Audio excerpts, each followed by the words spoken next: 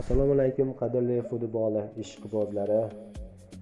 Jahon chempionatidagi O'zbekistonning ilk raqibi Kolumbiya.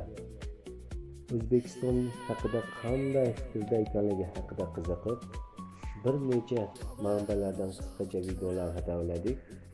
Video yoqsa bitta like va obuna tugmachasini bosib qo'yishni unutma.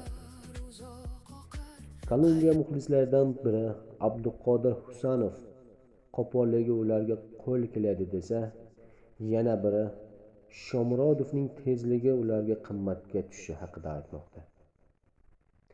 Yana bir muxlis Abbos Fayzullayev bosh og'rig'i desa, yana bir muxlis nomi chiqqan futbolchilarga qaramay, qolgan futbolchilarga ham xuddi shunday qarashi haqida aytmoqda.